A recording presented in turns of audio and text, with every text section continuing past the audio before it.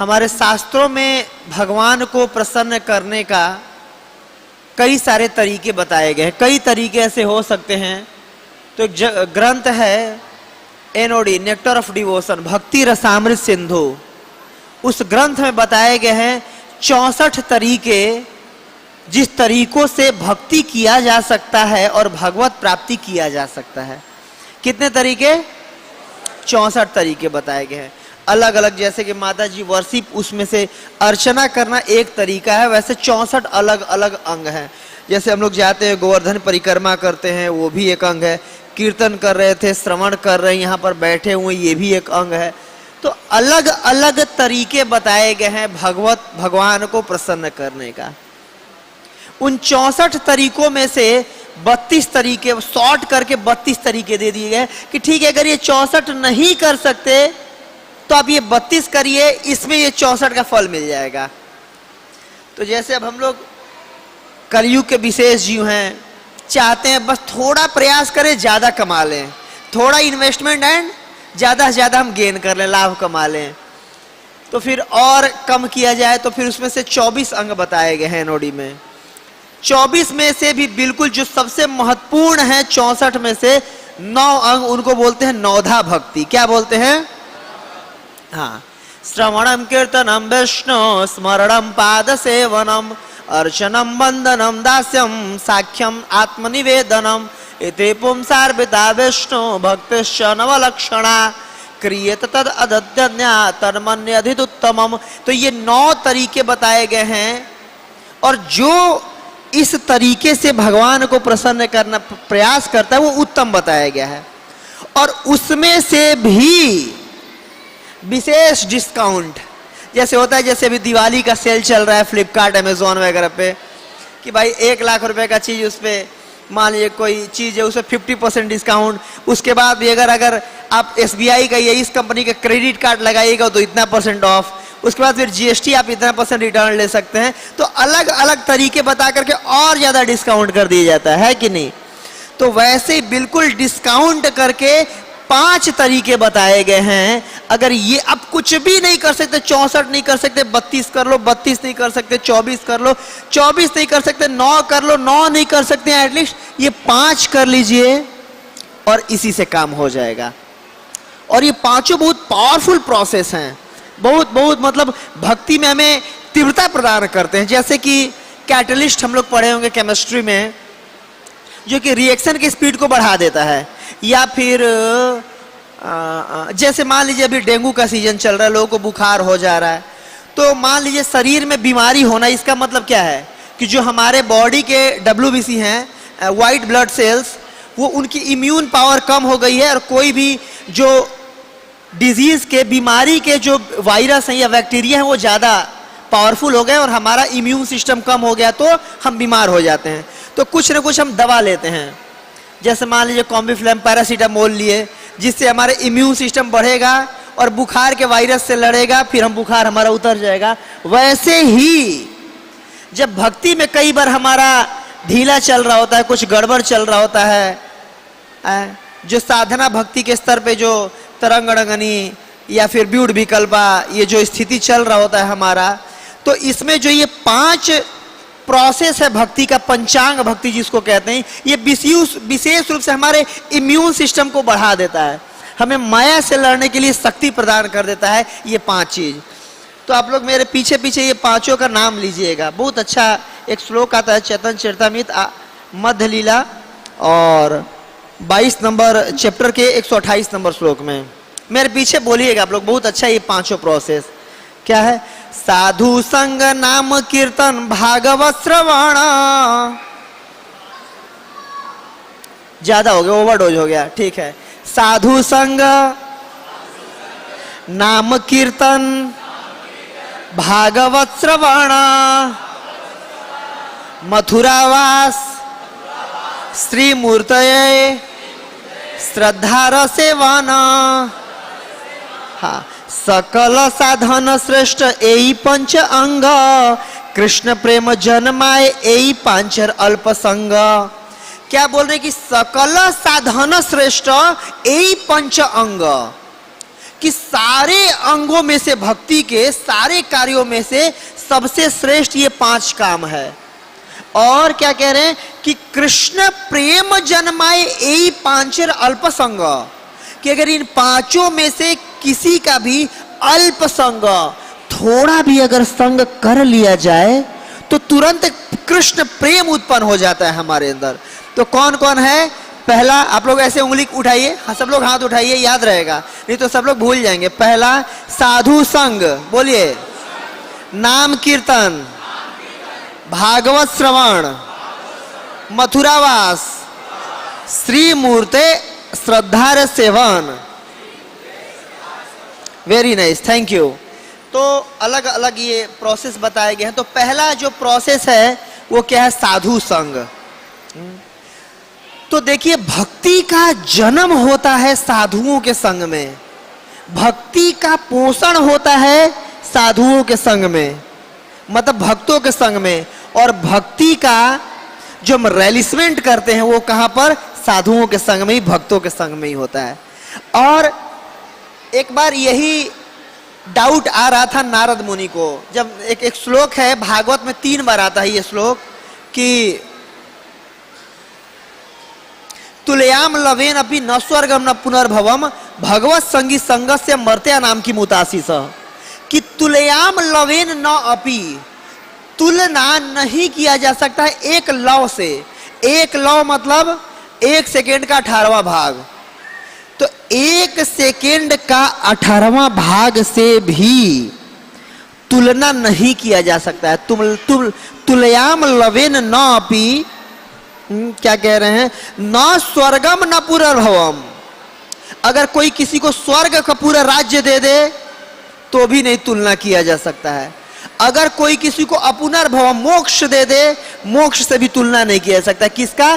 भगवत संगी संगस्य, भगवान के संगियों का अगर शुद्ध भक्तों का संग मिले तो उसकी तुलना स्वर्ग और मोक्ष से भी नहीं की जा सकती है। और मर्त्या नाम की मुतासीस, जब स्वर्ग और मोक्ष से नहीं किया जा सकता तो और जो छोटी छोटी चीजें जो कि एक समय बाद खत्म हो जाएगी, इसकी बात ही क्या करना है।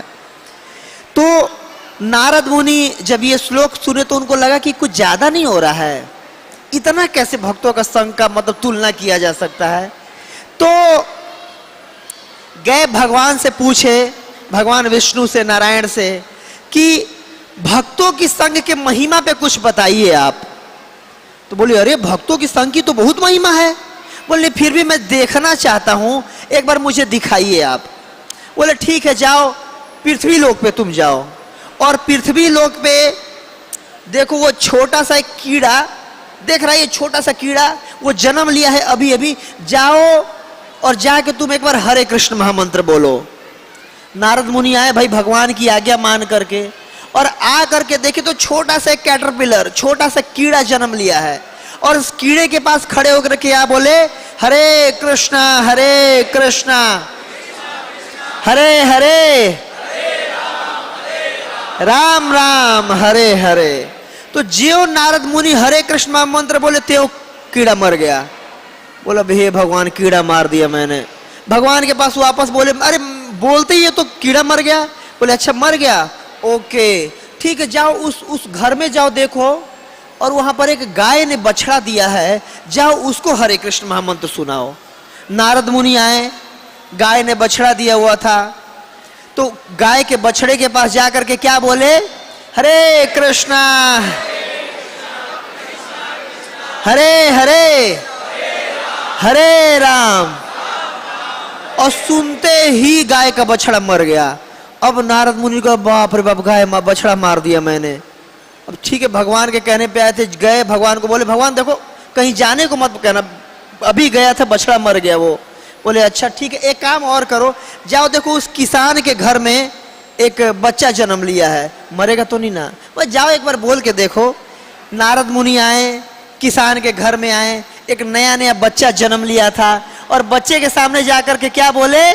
हरे कृष्णा कृष्णा कृष्णा हरे हरे, हरे राम राम राम हरे हरे।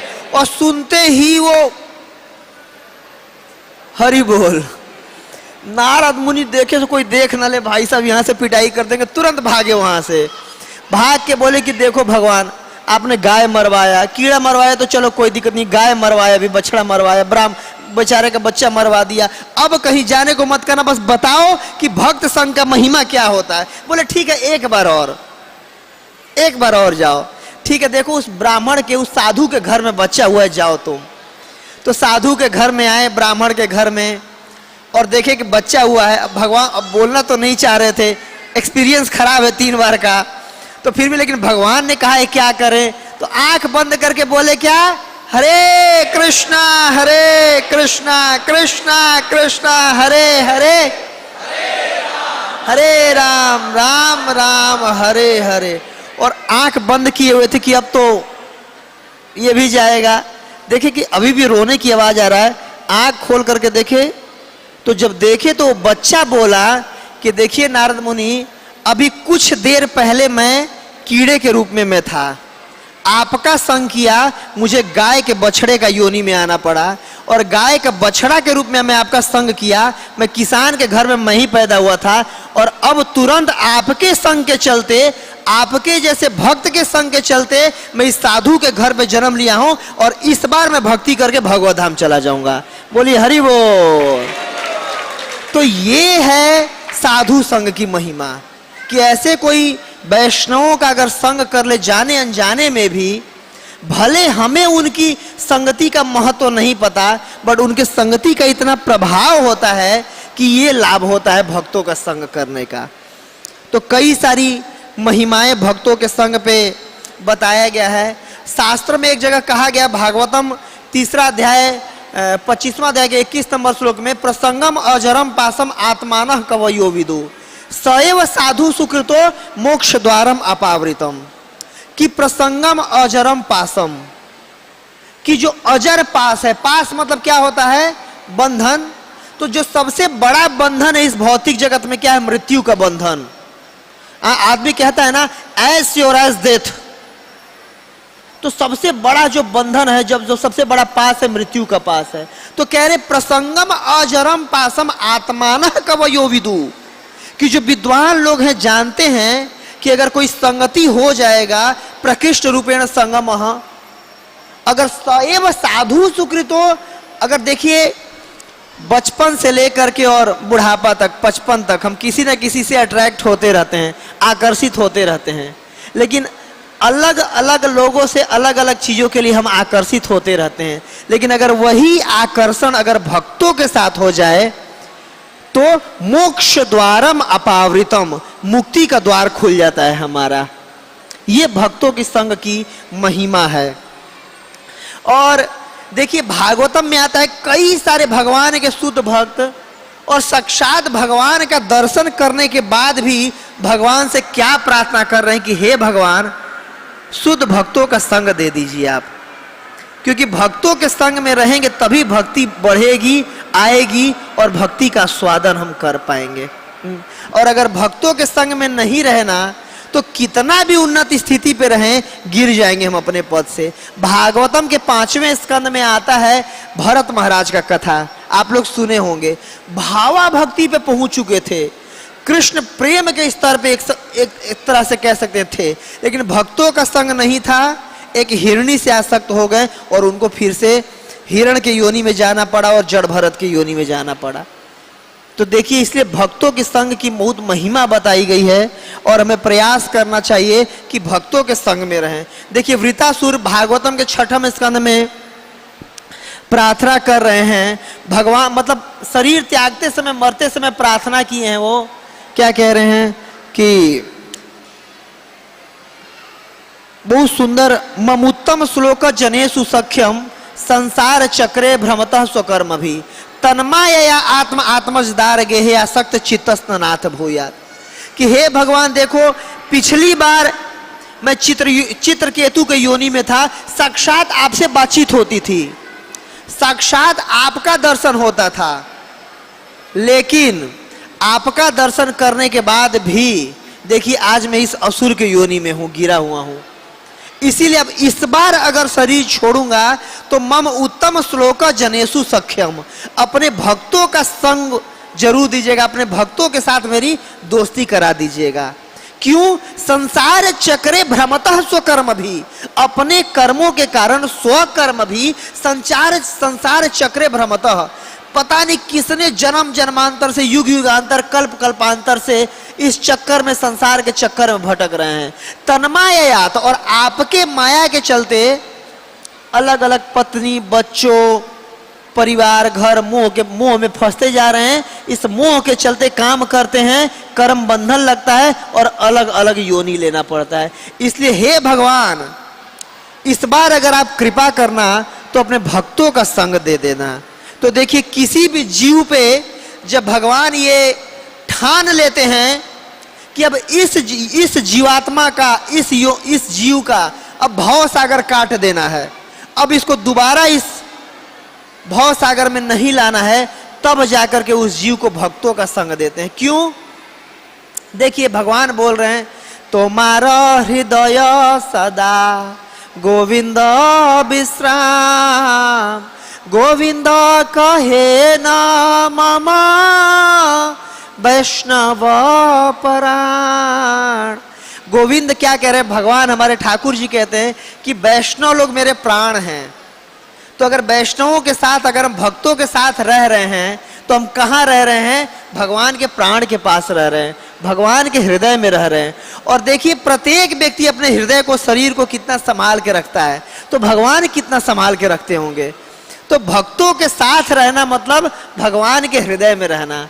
तो इससे ज्यादा और सेफ जगह क्या ही हो सकता है कि नहीं? तो पहला नौधा भक्ति, जो पंचांग भक्ति में जो पहला कार्य क्या है? साधु संग। इसके बाद दूसरा नाम कीर्तन। क्या? हाँ, नाम कीर्तन, भगवान के नाम का कीर्तन करना। कहा गया शास्त्र में, कलयुग केवल नाम आधारा, सुमिर सुमिर जन उतरे पारा, कि कलयुग में, कली काले नाम रूपे कृष्ण अवतार, कि कृष्ण कलयुग में नाम के रूप में अवतार लेते हैं भगवान अपने। भगवान कौन से रूप में? नाम के रूप में। और देखिए, कलयुग का ऐसे भी हरिनाम के अलावा कोई उपाय नहीं है। शास्त्र में ऐसा कहा गया है कि कृते ध्यायतो विष्णु त्रेतयाम यजतो मखई द्वापरे परिचर्या नाम और कलऊ तद हरि कीर्तनम, कि जो भगवत प्राप्ति, भगवान को प्राप्त करने का सतयुग में क्या उपाय था? कृते ध्यायतो विष्णु, भगवान पे ध्यान करना। जैसे करते थे, ओम नमो भगवते वासुदेवाय, भगवान पे ध्यान करते थे लोग। देखिए, वाल्मीकि ऋषि या बड़े बड़े ऋषि लोग, ये लोग 50,000 60,000 साल तक भगवान को ध्यान करते थे कि नहीं? बट क्या हमारे पास अभी 50,000 साल आयु है ध्यान करने को? No, we don't have. तो वो तो हम कर नहीं सकते हैं। तो त्रेतायाम यजतो मखई, त्रेता युग में भगवत प्राप्ति का क्या उपाय था? बड़े बड़े यज्ञ करना। जैसे भगवान राम त्रेता युग में आए थे कि नहीं? और बड़े बड़े अश्वमेध यज्ञ किया था उन्होंने। जो एक अश्वमेध यज्ञ में आप लोगों को पता होगा, जो घोड़ा को इन्होंने रोका था और लव कुश जो लड़े थे, है कि नहीं? तो यज्ञ करके। सतयुग में भगवत प्राप्ति कैसे होती थी? यस, ध्यान करके। ध्यान से सुनना है आप लोगों को। त्रेता युग में कैसे होती थी? यज्ञ करके। ओके, त्रेता युग के बाद कौन सा युग आता है? द्वापर। द्वापरे परिचर्या नाम, द्वापर में भगवत प्राप्ति का जो उपाय होता है, परिचर्या, डीटी वर्शिप, बड़े बड़े विशाल विशाल मंदिर बना करके और डीटी वर्शिप करना। लेकिन कलयुग में मंदा सुमंद मतयो मंद भाग्य उपाधृता, लोग आलसी होते हैं, 6 टाइम नहाना पड़ता है, मतलब भगवान को वर्शिप करना कौन इतना मेहनत करे। जैसे देखिए, द्वारका में जो टेम्पल बने हुए हैं, जगन्नाथपुरी का टेम्पल, सब द्वापर का टेम्पल है। बट अभी सबके पास इतना पैसा भी नहीं कि बड़े बड़े मंदिर बना के पूजा कर सके। तो कलयुग में क्या उपाय है? कलऊ तद हरि कीर्तनम, भगवान के नाम का कीर्तन करना, ये कलयुग का उपाय है। सब लोग बोलिए, हरे कृष्णा हरे हरे, हरे राम राम राम हरे हरे। ये कलयुग का उपाय है।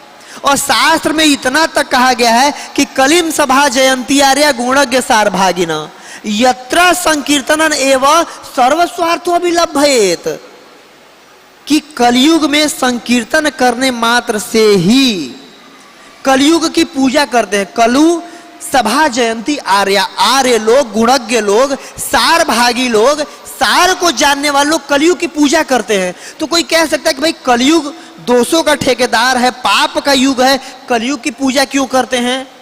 क्योंकि यत्र संकीर्तनन एवं सर्वस्वार्थो लभ्येत, कि कलयुग में भगवान का नाम का कीर्तन करने मात्र से ही हमारी सारी की सारी इच्छाएं पूर्ति हो सकती है। ये भगवान के नाम की महिमा है। तो कह सकते हैं कि हम तो ऐसे भगवान का नाम, देखिए ऐसे कोई भी भगवान का नाम नहीं ले सकता है। आपको पता है कि भागवत में बताया गया कि भगवान का नाम लेने के लिए क्या क्वालिफिकेशन चाहिए होता है, पता है आप लोगों को? कहा गया है भागवतम में 3:33-7 में, अहो बस्वपचो अतो गरियान यत जिह्वयग्रे वर्तते नाम तुभ्यम ते पुस्तपस्ते जुहुषाश्नुआर्या ब्रह्मानुचूर्णाम गृणन्ति एते। कह रहे कि अहो बस्वपचो अतो गरियान, अहो कितनी बड़ी बात है। कोई स्वपच, स्वान मतलब होता है कुत्ता, और पचा मतलब जो कुत्ते को भी पचा जाए, मतलब चंडाल के घर में। अहो बस स्वपचो अतो गरियान, कि अगर कोई चंडाल के भी परिवार में जन्म लिया है वो भी महान है। क्यों महान है? यत जिह्वा अग्रे वर्तते नाम तुभ्यम, जिसके जिह्वा के अग्रभाग पे, जिसके मुख से भगवान का नाम निकल रहा है, बहुत महान है वो। क्यों महान है? तेपुष तपस्ते जुहुषाश्नुआर्या, जो भी भगवान का नाम ले रहा है, इसका मतलब क्या है? तेपुह तपह, हर तरह का तपस्या वो पिछले जन्मों में कर चुका है। आर्याह, हर तरह का आर्य के कार्य कर चुका है, हर तरह का ब्राह्मणों का कार्य कर चुका है, देवी देवताओं अपना पितरों का कार्य मतलब पूजन कर चुका है, और जो भी अच्छे आचरण देवताओं के होते हैं कर चुका है। तेपु तपस्ते जुहुषाश्नुआर्या ब्रह्मानुचूर्णाम गृणन्ति एते, तब जाकर के किसी का इतना भाग्य उत्पन्न होता है कि उसके जिह्वा के अग्रभाग पे हे भगवान आपका नाम आता है। बोलिए हरि बोल। एक बार और बोलिए, हरे कृष्णा कृष्णा कृष्णा हरे हरे, हरे राम राम राम हरे हरे। हाँ, देखिए अगर कोई भगवान का नाम ले रहा है वो साधारण जीव नहीं है, सब कुछ। और मैं खुद से नहीं बोल रहा हूं, शास्त्र प्रमाण देके बोल रहा हूं कि शास्त्र में ऐसा लिखा हुआ है। मतलब आप सब लोग हर तरह के नदी में स्नान कर चुके हैं, यज्ञ कर चुके हैं, पितरों का सेवा कर चुके हैं, देवताओं का सेवा कर चुके हैं, ब्राह्मणों के कार्य कर चुके हैं, तब जाके इतना हमारा सौभाग्य उत्पन्न होता है कि भगवान का नाम हम ले पा रहे हैं। देखिए कितनी बड़ी बात है, कितना महान बात है। तो ये बहुत फास्ट तरीका है भगवत प्राप्ति करने का। जैसे कोई, देखिए किसी का भी अगर गुणगान किया जाए, मान लीजिए आपका क्या नाम है भाई साहब? विभू। अगर मैं विभू जी को बोलूं कि विभू जी कितने अच्छे व्यक्ति हैं, भक्त हो तो विभू जी जैसे वर्णन ना हो। देखिए सारे अच्छे अच्छे गुण इनके अंदर हैं, है कि नहीं? कितना अच्छा माता पिता का सेवा करते हैं, हमेशा सत्य बोलते हैं ये, और देखने में कितने सुंदर हैं, पढ़े लिखे भी हैं। अच्छा, अब ये चीज मैं बोल रहा हूं, आपको सुन के कैसा लग रहा है? आहा, बस बोलते जाओ बोलते जाओ बोलते जाओ, मन में लग रहा है बस बस यही व्यक्ति मुझे सही समझ पाया, है कि नहीं? वैसे जैसे आपका गुणगान कर रहा हूं, आपको अच्छा लग रहा है, भगवान का नाम लेते हैं मतलब भगवान का गुणगान कर रहे हैं, तो क्या भगवान को अच्छा नहीं लगेगा? और निश्चित रूप से अच्छा, कि हर व्यक्ति को अपना गुणगान अच्छा लगता है, तो भगवान भी एक व्यक्ति, उनको भी अपना गुणगान अच्छा लगता होगा। तो जब भी हम भगवान का नाम लेते हैं तो भगवान का कान खड़ा हो जाता है, अच्छा ये व्यक्ति मेरा गुणगान कर रहा है, इस पे कृपा जरूर करूंगा मैं। सब लोग और बोलिए हरे कृष्णा कृष्णा कृष्णा हरे हरे, हरे राम राम राम। हाँ, भगवान यहां तक बोल दिए हैं कि नाहम तिष्ठामि वैकुंठे योगी नाम हृदय सुवा मद्र भक्त यत्र गायंती तत्र तिष्ठामि नारद, कि हे नारद मैं कहाँ रहता हूं? नाहम तिष्ठामि बैकुंठे, देखो बैकुंठ में मेरे को उतना मजा नहीं आता है। योगी नाम हृदय सुआ, कई लोग योगियों ध्यान पूर्वक ऐसे बैठे रहते हैं, ध्यान करते हैं, देखो उनके हृदय में भी मुझे उतना मजा नहीं आता है। कहाँ मजा आता है? जहां पर मेरे भक्त इतने लोग मिल करके मेरे नाम का गान करते हैं, तत्र तिष्ठामि नारद, हे नारद मैं वहां पे जरूर रहता हूं जहां पर इतने सारे भक्त मिल करके मेरे नाम का गान करते हैं। एक बार और बोलिए, हरे कृष्णा कृष्णा कृष्णा हरे हरे, हरे राम राम राम हरे हरे। तो ये दूसरा तरीका हुआ। क्या 5 तरीका बताना था पंचांग भक्ति। पहला कौन सा था? साधु संग। दूसरा नाम कीर्तन, नाम कीर्तन भगवान के नाम का कीर्तन है कि नहीं। देखिए भगवान का नाम साधारण नाम के जैसे नहीं है। भगवान का नाम मतलब कई लोग, एक बार प्रभु जी एक बता रहे थे कि लोग वो ट्रेन में जा रहे थे और नाम ले रहे थे, हरे कृष्ण कृष्ण कृष्ण हरे हरे, राम राम राम राम हरे। तो एक व्यक्ति बोला कि देखो आप लोग नाम लेते हो, नाम लेते लेते आदत बन जाता होगा। तो भगवान बोले कि, प्रभु जी बोले कि ऐसा नहीं है कि नाम लेते लेते लेते, ये साधारण कोई नाम नहीं है कि नाम लेते लेते आपको मजा आने लगेगा, आदत बन जाएगा, ओह अच्छा लग रहा है। जैसे कोई चाय वाला ट्रेन में बोलता है चाय चाय चाय चाय चाय चाय चाय चाय चाय, तो चाय चाय बोलने से कोई ऐसा थोड़ी ना होता है कि शरीर में रोमांच उत्पन्न हो रहा है, बिल्कुल आनंद आने लग रहा है, एक्सटेसी हो रहा है। ऐसा होता है क्या? नहीं होता है। लेकिन भगवान का नाम लोग जितना लेते हैं उतना ही लेने का मन करता है, और जितना मन करता है उतना लेते हैं। और आनंद, आनंदम बुद्धिवर्धनम प्रतिपदम। कई लोग हैं जो 50 साल से एक ही नाम लेते जा रहे हैं। आपको देखिए कितना भी अपना नाम प्रिय हो, जैसे क्या नाम बताया भाई साहब आपने? विभू। अपना नाम आपको बहुत प्रिय है तो आप सवेरे से बोलना चालू कीजिए, विभू विभू विभू विभू विभू विभू विभू विभू विभू विभू विभू विभू। देखिएगा थोड़ी देर बाद बोर हो जाइएगा। देखिए हर एक व्यक्ति को अपना नाम बहुत प्रिय होता है। कहीं गुणगान किया जा रहा है और अपना नाम ना लिया जाए ना तो लगता है हाँ ऐसे ही है, मेरा नाम नहीं लिए, मन नहीं लगता है वहां। और अपना नाम इतना प्रिय होता है, फिर भी अपना नाम आप उतना नहीं ले सकते जितना कृष्ण का नाम ले सकते हैं। इससे साबित होता है कि हमारा नाम भौतिक है और कृष्ण का नाम आध्यात्मिक है। नाम और नामी में कोई अंतर नहीं है। नाम चिंतामणि कृष्ण चैतन्य रस विग्रह पूर्ण शुद्धो नित्य मुक्तो अभिन्नत्व नाम नामिनो। भगवान के नाम और नामी में कोई अंतर नहीं है। जैसे यहाँ पर पानी, पानी जैसे मान लीजिए खूब प्यास लगाओ, हम बोल रहे हैं पानी पानी पानी पानी पानी, और जब तक ये पानी ऐसे पिए नहीं, जब तक पिए नहीं कि पेट नहीं भरेगा। पानी पानी बोलने से पेट नहीं भर जाएगा। लेकिन भगवान के साथ ऐसा नहीं है। नाम और नामी अभिन्नत एक समान है। भगवान का नाम लेने से हमें भी एक्सटेसी आने लगता है। तो इस प्रकार नाम जप। जो तीसरा उपाय है क्या है? भागवत श्रवण। बोलिए क्या?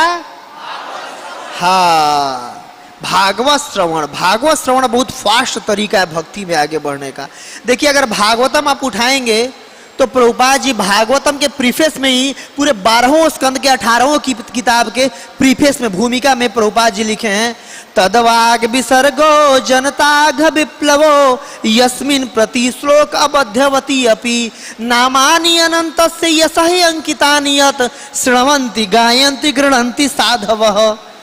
तदवाग विसर्गो जनताघ विप्लवो, कि जो भागवत है उसके प्रत्येक श्लोक में नमानि अनंतस्य यशहि अंकितानि यत्, भगवान के नाम रूप गुण लीलाओं का चर्चा आता है।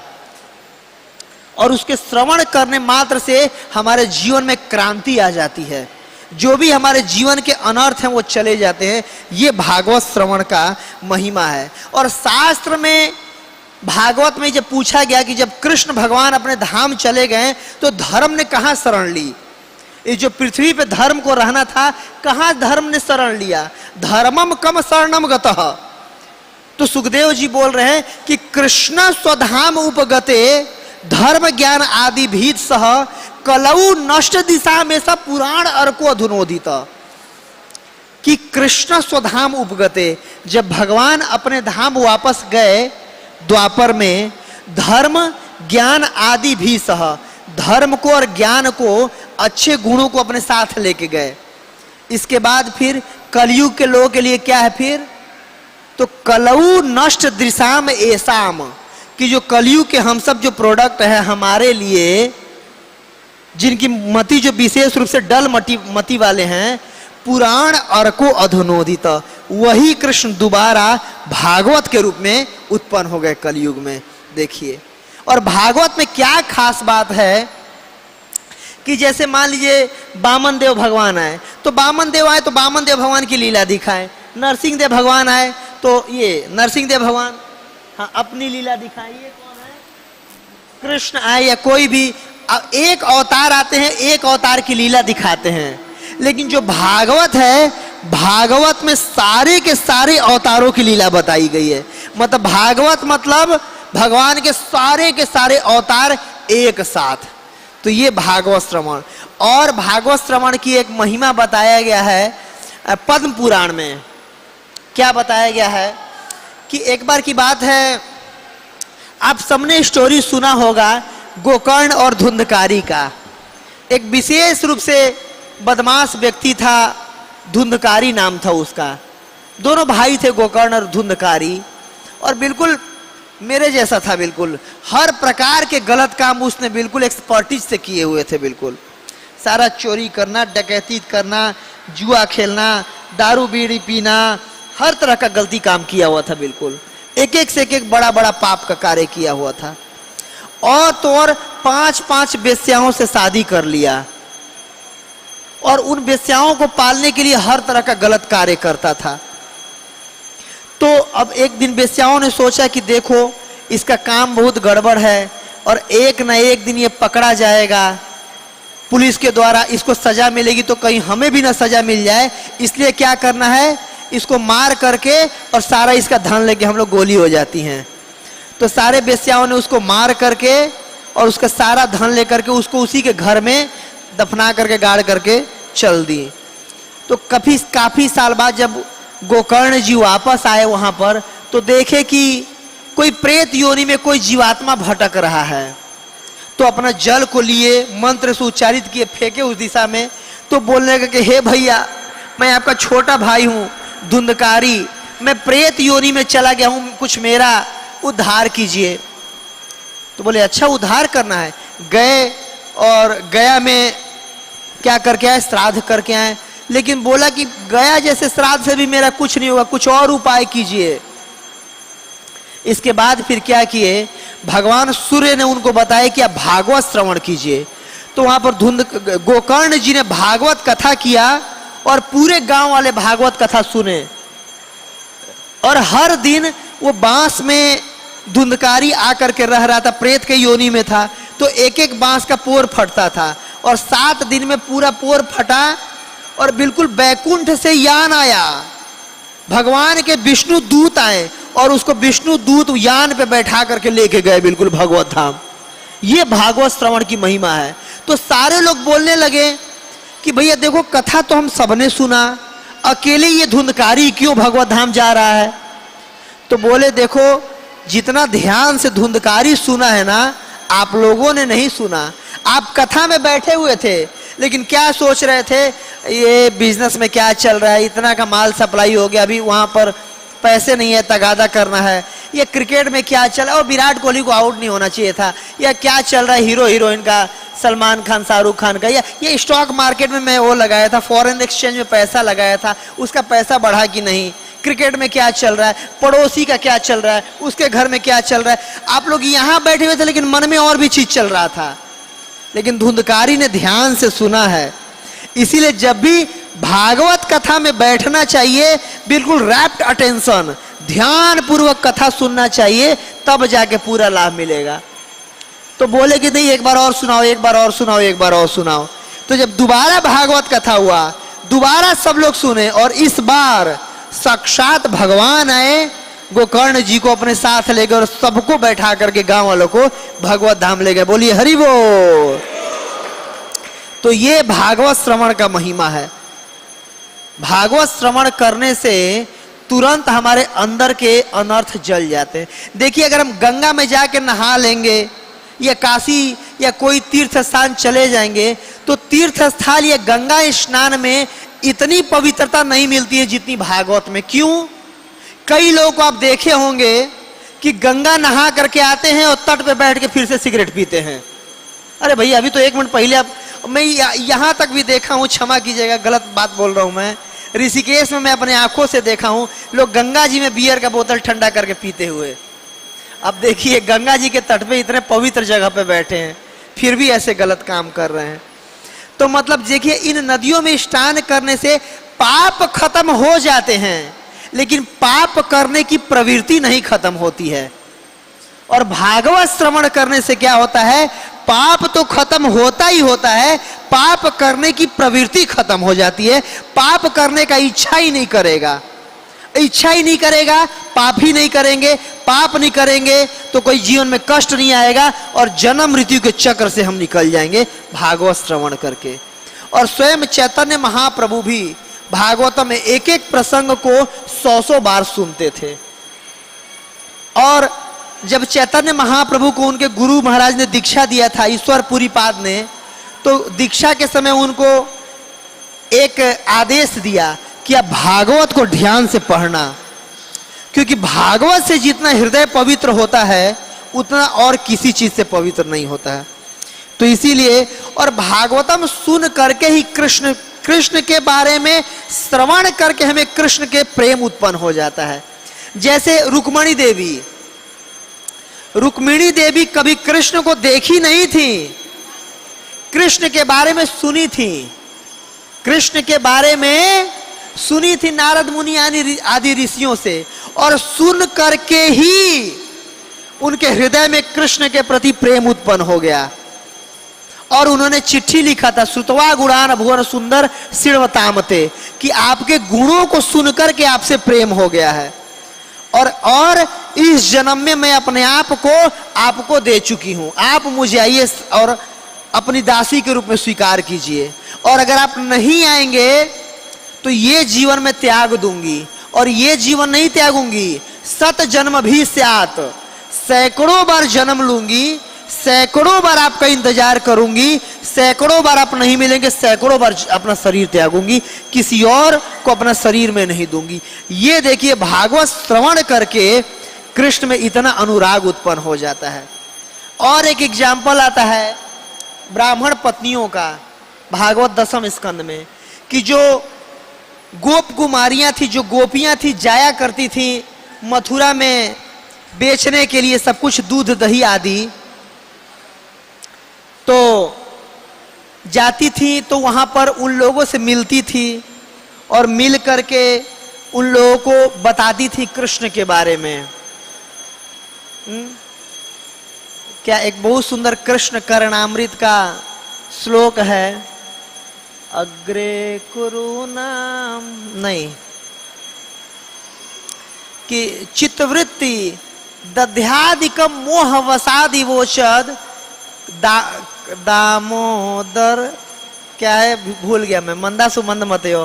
बहुत सुंदर कृष्ण करणामृत में आता है कि कैसे जो गोपियां थी जा करके और जब बेचने जाती थी, दूध दही आदि बेचने जाती थी, तो क्या बोलती थी, कोई ले ले 50 रुपए किलो, कोई दामोदर ले ले, कोई माधव ले ले, कोई यादव ले ले, कोई कृष्ण को ले ले 60 रुपए किलो, ऐसे करके बेचती थी।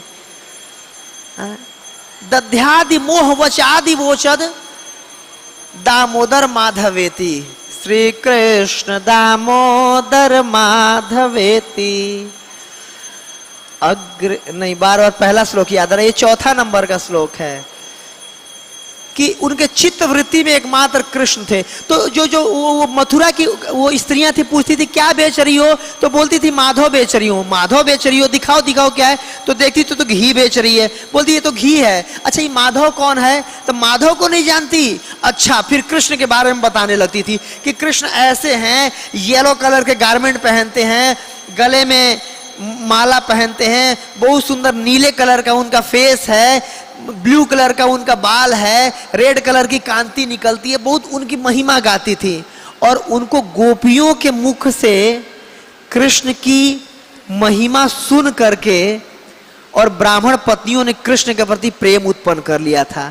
और जब भगवान मांगने आए उनसे कि जाओ आप बोल दो कि मुझे भूख लगी है दे दें, तो बिल्कुल सब कुछ उठा के चल दी। और जो ब्राह्मण लोग मना कर रहे थे कि नहीं जाना है, तुम्हें पता है तुम ब्राह्मणी हो, हमारी पत्नी हो, और तुम जा रही हो उस यादव से, मतलब अहिर से मिलने जा रही हो, तुम वो लोग नीच जात के हैं, तुम कृष्ण से मिलने जा रही हो, हटो नहीं जाना है। तो बिल्कुल जबरदस्ती करके सारी ब्राह्मणियां चली गईं। और कई जो ब्राह्मण लोग थे वो उनको हाथ पकड़ने लगे, पैर पकड़ने लगे, बाल पकड़ के खींच रहे थे, मार रहे थे उनको, दरवाजे में बंद कर दिए, किसी का हाथ पैर बांध दिए, बिल्कुल किसी तरह से छुड़ा के गई। और जो नहीं छुड़ा के जा पाई वही शरीर त्याग दी और आत्मा को कृष्ण के पास लेकर के चली गई। ये कृष्ण से प्रेम उत्पन्न हो गया उनका, श्रवण करके कृष्ण के बारे में, किससे? गोपियों से। तो ऐसे अगर हम किसी भक्त से जिनके हृदय में अगर कृष्ण है, अगर उनसे श्रवण करेंगे कृष्ण के बारे में, भागवत श्रवण करने से हमारे अंदर भी कृष्ण के प्रति प्रेम उत्पन्न हो जाएगा। अगर हम प्रभुपाद जी जो भगवान के शुद्ध भक्त हैं, इनके मुखारबिंद से अगर हम भागवत सुनेंगे तो निश्चित रूप से कृष्ण हमारे भी हृदय में प्रकट हो जाएंगे और प्रेम उनके प्रति उत्पन्न हो जाएगा। ओके, तो चौथा जो तरीका, तीसरा कौन सा था? भागवत श्रवण। चौथा क्या तरीका है? मथुरावास, धाम में वास करना। देखिए दो चीज होता है, एक तीर्थ और एक धाम। तीर्थ वो होता है जहां पर कोई साधु लोग तपस्या करके भगवान को प्रकट किए हों, तो स्थान वो पवित्र हो जाता है, उसको तीर्थ बोलते हैं। और जो भगवान के धाम से डायरेक्ट बैकुंठ से या गोलोक से यहाँ पर आता है, उसको धाम बोलते हैं। जैसे कि वृंदावन धाम है, मायापुर धाम है, अयोध्यापुरी धाम है और द्वारकापुरी धाम है। जैसे गया तीर्थ है, काशी तीर्थ है और ऋषिकेश तीर्थ है और हरिद्वार तीर्थ है, रामेश्वरम भी तीर्थ है, हाँ धाम है। तो इस प्रकार जो भगवान के धाम से डायरेक्ट, जैसे साकेत लोक से अयोध्या आया है वो धाम है, गोलोक से वृंदावन आया वो धाम है। ठीक है, तो ये धाम और तीर्थ में अंतर होता है। तो धामवास, जब भी हम भक्ति में कभी डामाडोल चल रहे हो, ढीला चल रहा हो, मन नहीं लग रहा हो, तो धाम में जाना चाहिए, एक दो दिन रहना चाहिए। धाम में अगर जाएंगे रहेंगे तो तुरंत भक्ति में प्रेरणा मिल जाता है। जैसे हमारी माता जी धाम में लेके जाती रहती हैं, सबको तीर्थ कराती रहती हैं, तो इनके साथ अगर आप लोग तीर्थ जाइएगा, अभी मायापुर शायद लेके जा रही हैं, तो अगर जाइएगा तो निश्चित रूप से धाम वास होगा, उससे भक्ति में हम आगे बढ़ते हैं। और बहुत बहुत किसी जीव का सौभाग्य होता है तो धाम में जाने का मौका मिलता है। और धाम में जाने के बाद हमारा वहाँ पर अगर जाके सो भी जाते हैं ना, तो दंडवत प्रणाम करने का फल मिलता है। अगर वहाँ पर कुछ भी बोल रहे हों, भगवान की स्तुति करने का फल मिलता है। वहाँ पर चल रहे हैं तो भगवान के परिक्रमा का फल मिलता है। और जैसे वृंदावन, वहाँ का धूल में भी कृष्ण प्रेम है, तो बहुत पावरफुल वो है। और धाम में जाना कैसे चाहिए, किस भाव से, अक्रूर जी हमें सिखा रहे हैं। अक्रूर जी श्रीमद् भागवतम 10वें स्कंद के 39वें चैप्टर में आता है अक्रूर की मनोकामना, कि किस प्रकार से हमें धाम में जाना चाहिए और कितना उत्साह होना चाहिए, कितना लौल्यम होना चाहिए। तत् लौल्यम एकलम मूल्य कोटि जन्म सुकृति न लभ्यते, कि भगवान के धाम में जाने के लिए हमारे अंदर बहुत लौल्यता होना चाहिए, बहुत लालच होना चाहिए कि कब भगवान के धाम में जाने का मौका मिल जाए। और किसी पे देखिए टिकट कराने से हम भगवान के धाम में नहीं चले जाते हैं। जब तक भगवान की कृपा नहीं होगी तब तक हम धाम में नहीं जा पाएंगे। और भगवान के धाम में जाने पे तुरंत भक्ति बहुत तेजी से बढ़ती है। ठीक है, तो ये चौथा। और पांचवा जो है वो क्या है? श्री मूर्तेर श्रद्धा या सेवन, अर्चा विग्रह का श्रद्धा पूर्वक सेवा करना। तो हम सब अपने घर में कोई लड्डू गोपाल रखता है, गौर निताई या जगन्नाथ बलदेव सुभद्रा, या कोई फोटो रखते हैं, उनकी पूजा करते हैं। अर्चा विग्रह की सेवा क्यों करनी चाहिए? अर्चा विग्रह की सेवा करने से हमें भगवान के साथ डायरेक्ट रेसिप्रोकेशन होता है और भगवान को हम एक व्यक्ति के रूप में देखने लगते हैं।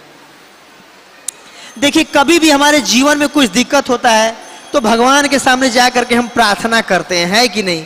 अगर हमें विश्वास ही नहीं होगा कि भगवान हमारी प्रार्थना सुनते हैं तो हम जाएंगे? जाएंगे? बताइए, नहीं जाएंगे। लेकिन भगवान में कैसे विश्वास हो? तो भगवान के प्रति विश्वास बढ़ाने के लिए भगवान का सेवा करना चाहिए अर्चा विग्रह के रूप में। कई लोग सोचते हैं कि यार ये पत्थर है, पत्थर नहीं है, प्राण प्रतिष्ठान। देखिए, जैसे किसी चौराहे पे महात्मा गांधी जी का या किसी नेता का मूर्ति बना रहता है, उन मूर्ति में और इन मूर्ति में अंतर है। ये मूर्ति नहीं, मतलब चैतन्य महाप्रभु कहते हैं प्रतिमा नहीं तो मी साक्षात ब्रजेंद्र नंदन। क्या प्रतिमा नहीं है, साक्षात ब्रजेंद्र नंदन है। क्यों? प्राण प्रतिष्ठा। और भगवान हम पर कृपा करके विग्रहों के रूप में आते हैं ताकि हम उनका दर्शन कर पाए, उनकी सेवा कर पाए। क्या लगता है कि भगवान हमारे सेवा बिना, हमारे जैसे मच्छर आदमी के सेवा बिना ललायित है? लक्ष्मी सहस्र शत संभ्रम सेव्यमानम गोविंदमादि पुरुषम तमहम भजामी। करोड़ों करोड़ों लक्ष्मियां वैकुंठ में भगवान के चरणों की सेवा के लिए ललायित रहती हैं। हम जिनके लक्ष्मी के पीछे हम भागते हैं, वो लक्ष्मी भगवान के चरणों के पीछे भागती है कि नहीं? तो क्या भगवान, हम लक्ष्मी से ज्यादा सेवा कर सकते हैं? नहीं। लेकिन फिर भी भगवान हम सबके बीच आते हैं कृपा करके, ताकि हम उनकी सेवा करके उनको एक व्यक्ति के रूप में समझ सके, ताकि जब भी हमारे जीवन में कोई कष्ट आए, कोई दिक्कत आए, कोई सुख आए, कोई दुख आए, तो भगवान के सामने हम जा करके प्रार्थना कर सके, भगवान को कुछ अपने हृदय की बात बता सके। और जब भी जिस भक्त के भी हृदय में ऐसा होता है ना कि देखिए कोई मेरा मदद करने वाला है या नहीं है, भगवान तो है ना, कोई मेरा सुनने वाला है या नहीं है, भगवान तो है ना, वो व्यक्ति कभी डिप्रेशन में नहीं जाता। कई व्यक्ति को बहुत ज्यादा कुछ भी टेंशन हो, कष्ट हो, तुरंत हे भगवान देखिए ये दिक्कत आ रही है, आप देख लीजिएगा। तो भगवान जब तक एक व्यक्ति नहीं लगेंगे तब तक हम कैसे? और ये भगवान का विशेष कृपा है कि भगवान विग्रह के रूप में आए हैं। तो भगवान अगर सच्चिदानंद रूप में, ईश्वर परम कृष्ण सच्चिदानंद विग्रह अनादि राधिर गोविंद सर्व कारण कारणम, अगर सच्चिदानंद रूप में अगर आ जाए भगवान, तो क्या हम देख पाएंगे? हम मन को देख पाते हैं, तो क्या मन हमारे अंदर नहीं है? है ना। बुद्धि को देख पाते हैं, अहंकार को देख पाते हैं, हवा को देख पाते हैं। देखिए हवा चल रहा है, क्या हम देख पा रहे हैं? नहीं देख पा रहे हैं। जब इन ग्रॉस चीजों को नहीं देख पा रहे हैं, तो सच्चिदानंद जब भगवान आ जाते हैं कैसे देखते हैं हम? हमारे सामने भी अगर सच्चिदानंद के रूप में आ जाए तो क्या हम देख पाएंगे?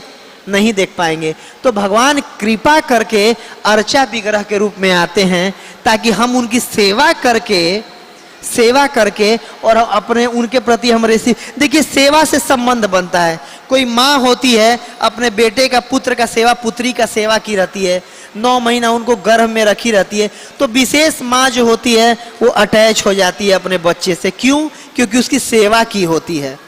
तो वैसे अगर हम विग्रहों का सेवा करेंगे तो हम विग्रहों से अटैच हो जाएंगे। फिर विग्रह जो हैं वो हमारे प्रति रेसिप्रोकेट करेंगे। तो साधारण हमें मूर्ति नहीं समझना चाहिए, साक्षात ब्रजेंद्र नंदन है, साक्षात कृष्ण है। एक कथा आता है चैतन्य चरितामृत में, जो साक्षात भगवान सुनाए हैं चैतन्य महाप्रभु, साक्षी गोपाल जी का कथा। किसका? साक्षी गोपाल की। एक बार की बात है, एक ब्राह्मण थे विद्यानगर के, दक्षिण भारत के, और आए हुए थे वो वृंदावन में दर्शन आदि करने के लिए, मतलब होता है तीर्थ यात्रा करने के लिए। तो तीर्थ यात्रा करते करते उनको एक व्यक्ति, एक लड़का मिलता है छोटे उम्र का, 10, 12, 15 साल का, और उनको बहुत मदद करता है वो तीर्थ यात्रा करने में। तो जब बहुत मदद करता है तो जो बुजुर्ग वो बाबा थे जब जाने लगते हैं, बोलते हैं कि बेटा तुम बहुत अच्छे संस्कार वाले हो और तुमने मेरा बहुत मदद किया है बेटा, तो मैं तुम्हें जाओ आशीर्वाद के रूप में मैं अपना पुत्री तुम्हें दूंगा, तुमसे मैं अपने पुत्री का विवाह करूंगा। तो बोलता है देखिए आप बहुत अमीर आदमी है, बड़े आदमी हैं, मैं गरीब आदमी हूँ, ज़्यादा पढ़ा लिखा भी नहीं हूँ, मेरे से आप क्यों अपने पुत्री का विवाह करेंगे? नहीं नहीं बेटा, तुमने मेरा मदद किया है, संस्कार से तुम अच्छे हो, देखो धन तो आज है कल नहीं रहेगा, लेकिन संस्कार इटर्न हमारा साथ रहता है, तो तुमसे मैं विवाह करूंगा। बोली नहीं नहीं ऐसा मत कहिए, देखो मैं भगवान के सामने इनको साक्षी मान के बोलता हूं कि तुमसे मैं अपने बेटी का विवाह करूंगा। ठीक है, उनको ले जाके विद्यानगर छोड़ देता है, चले जाते हैं। कुछ साल हो जाता है, जब उनकी पुत्री थोड़ी बड़ी होती है तो एक दिन अपने घर में कहते हैं देखो मैं जब तीर्थ यात्रा करने गया हुआ था तो एक बच्चे को, एक लड़के को, ब्राह्मण का बेटा था, उसको मैं बोला था कि अपनी बेटी का मैं विवाह करूंगा तुमसे। तो देखो बेटी बड़ी हो गई है, शादी के उम्र का, तो मुझे लगता है कि तुम जाओ उसको लेकर के आओ वृंदावन से और उससे हम विवाह कर देंगे अपने पुत्री का। तो बोलते आपका दिमाग खराब है, पता नहीं कितने अमीर आदमी है, करोड़पति आदमी है, और वो कहाँ रोडपति है बिल्कुल। हम इतने पढ़े लिखे, वो कहाँ बिल्कुल लिख लोढ़ा पढ़ पत्थर, बिल्कुल अंगूठा छाप। कैसे अपनी पुत्री का विवाह, अपनी बहन का विवाह मैं उससे करने दूंगा? हाँ, आपका दिमाग खराब हो गया बिल्कुल, बूढ़े तो हो गए, सठिया गए हैं आप, नहीं होगा, मना कर देता है। तो वो देखो मैं उसको वचन दिए थे, आप तोड़ दीजिए वचन। बोल देखो कैसे मैं तोड़ू, बस आप ये कह दीजिएगा, अगर कोई पूछेगा तो मुझे अच्छे से याद नहीं आ रहा है। तो कुछ साल बाद जब वो लड़का बोलता है कि देखो भगवान के सामने वो प्रण करके बाबा गए थे, और अगर प्रण पूरा नहीं करेंगे तो अपराध लगेगा, नरक में जाएंगे वो, तो उनको नरक जाने से बचाने के लिए मैं जा करके बस याद दिला दूं। गया कि हे बाबा, आपने प्रॉमिस किया था भगवान के सामने कि आप विवाह करिएगा अपने पुत्री का। बोले क्या मैं किया था, मुझे याद नहीं आ रहा है। तब तक जो उसका बेटा था बोला देखो, लगा उसको डंडे लेकर के दौड़ाया, बिल्कुल भाग रहे हो क्यों नहीं आते थे तुम मेरी बहन से शादी करने के लिए, मुंह देखे हो तुम अपना, मेरी बहन से शादी करोगे? अनपढ़ गंवार गरीब आदमी, मेरी बड़ी अमीर आदमी हम लोग हैं, पढ़ी लिखी लड़की है, तुम विवाह कराऊं मैं तुमसे? भागा बेचारा अपना जान बचा करके। फिर सारे पंच को इकट्ठा किया और सारे सरपंच के सामने बोला कि देखिए ये इन्होंने प्रॉमिस किया था कि अपनी पुत्री का विवाह करेंगे और आज ये प्रॉमिस अपना पूरा नहीं कर रहे हैं, आप लोग इनसे पूरा करवाइए। तो बोले अच्छा क्या उन्होंने वादा किया था? बोले थे बेटी का विवाह कराएंगे। बुलाया गया बाबा को, हाँ जी बाबा, लड़का बोल रहा है बेटी का विवाह कराइएगा, कराइए। बोला मुझे तो कुछ ऐसा याद नहीं है कि मैं बेटी ओटी का कुछ बोला था, ये लड़का मिला तो था लेकिन अच्छे से याद नहीं आ रहा है।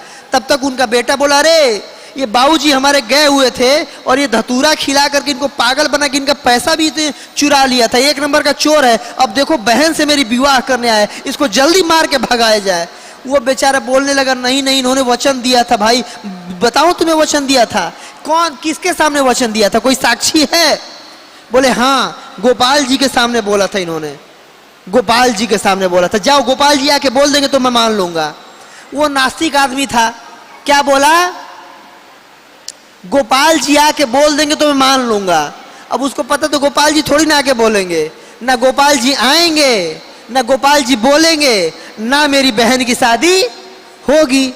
तो लड़का वापस आया वृंदावन, गोपाल जी के मंदिर में प्रार्थना की कि हे गोपाल जी देखिए, आपके सामने उन बाबा ने प्रॉमिस किया था और अगर वचन नहीं पूरा होगा तो नरक में जाएंगे वो, और मैं नहीं चाहता है कि इतने साधु आदमी, देखो मेरे को अपने विवाह का टेंशन नहीं है, वो तो कहीं ना कहीं वैसे भी अमीर आदमी है, मेरे लायक नहीं है, लेकिन क्योंकि उन्होंने मना करा था फिर भी वचन दिया था, तो वचन नहीं पूरा करेंगे तो नरक में जाएंगे, इसलिए आप कुछ करिए। तो आप चल के साक्षी, आप वहां पर चलिए और साक्षी दीजिए। तो भगवान कुछ बोल नहीं, तो बोला कि देखिए आपको चलना पड़ेगा और चल के वहां पर साक्षी देना पड़ेगा। तो बार बार प्रार्थना कर रहा था, तो भगवान बोले अरे आज तक तुमने देखा है किसी विग्रह को चलते हुए?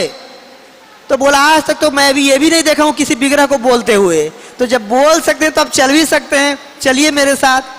तो भगवान अब बोल करके बाहर गए, क्या बोले? बोले ठीक है चलूंगा मैं। इसके बाद फिर बोले कि ठीक है एक शर्त पे, मैं तुम्हारे पीछे पीछे चलूंगा, डेली तुम भोग लगाना और मेरे नूपुर का आवाज आएगा तो तुम जान जाना मैं पीछे आ रहा हूं, पीछे मुड़ के देखना मत, देख लोगे मैं रुक जाऊंगा। तो चलने लगा, चलते चलते चलते 15-20 दिन में लगभग वो विद्यानगर जब दक्षिण भारत पहुंच गया वृंदावन से, और गोपाल जी पीछे पीछे चल रहे थे, रोज भोग लगता था, आगे आगे चलता था पीछे पीछे गोपाल जी। जब गांव के नजदीक पहुंच गए तो नूपुर का आवाज आना बंद हो गया। तो उसने सोचा कि आवाज नहीं आ रहा, कहीं ऐसा तो नहीं कि गोली दे के भाग गए हो पीछे से। पता चला कि आया, दोबारा अगर नहीं आए फंस जाऊंगा, और इस बार तो कतई शादी तो छोड़ो, छोड़ेगा ही नहीं, वो इतनी मार मारेगा। पिछली बार ही किसी तरह से जान बचा के भागा था। लड़की से मिलने से अच्छा कि पहले जान तो बचे। तो बोला भगवान ऐसा ना हो कि पीछे से कल्टी मार गए हो ये। तो पीछे मुड़ के देख लिया और देखा तो भगवान जस्ट पीछे खड़े थे। फिर बोले अब देखो, अब ये हमारी बात हुई थी कि तुम देख लोगे तो मैं आगे नहीं बढ़ूंगा, अब मैं यहीं रहूंगा, तुम जाओ लोगों को बुला के लाओ। तो बोले कोई दिक्कत नहीं, अब यहाँ तक आगे मैं बुला के लाऊंगा। गया, सबको बुला के लाए, आओ आओ गोपाल जी आए साक्षी देने, आओ। सबको लेके आया गया, पंच लोग आए, बाबा आए, वो लड़का बेटा भी आया उनका। और देखे तो इतने बड़े विग्रह, बाप रे बाप, हमारे गांव में आए हुए हैं। तो देख करके लग रहा कि नहीं, एक व्यक्ति चाह के भी इतने बड़े विग्रह को नहीं ला सकता। मतलब साक्षात भगवान साक्षी देने के लिए आए हैं। और तब से गोपाल जी का नाम क्या पड़ा? साक्षी गोपाल। और आज भी हम साक्षी गोपाल का जगन्नाथ जी के मंदिर के पास में उनका दर्शन कर सकते हैं। तो दक्षिण भारत में पहले वो मंदिर था।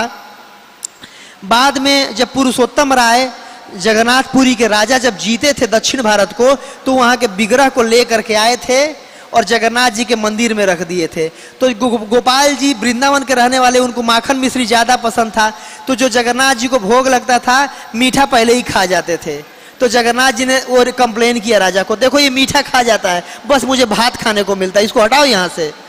तो उनका विग्रह फिर राजा ने बनवाया। और आज भी साक्षी गोपाल जी का मंदिर आप लोग दर्शन किए होंगे, जगन्नाथ जी के मंदिर के पास है। तो इस प्रकार महाप्रभु सुनाते थे कि प्रतिमा नहीं तो भी साक्षात ब्रजेंद्र नंदन। तो अगर हम भगवान के प्रतिमा का पूजा करते हैं तो भगवान के चरणों के प्रति आकर्षण हो जाता है, और जिससे हम भक्ति में तेजी से आगे बढ़ सकते हैं। तो आज हमने 5 चीजों पे डिस्कस किया। कौन कौन? पहला, सब लोग हाथ उठाकर, हाथ उठाइए, हाथ उठाइए।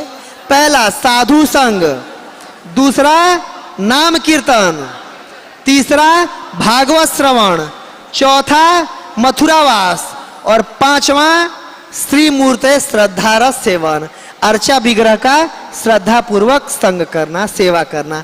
अगर ये 5 कार्य में से अगर थोड़ा सा भी कोई भी कार्य करेंगे, तुरंत के तुरंत कृष्ण प्रेम हमारे अंदर उत्पन्न होगा। ठीक है।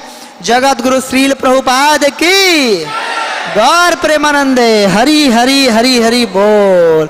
हरे कृष्णा।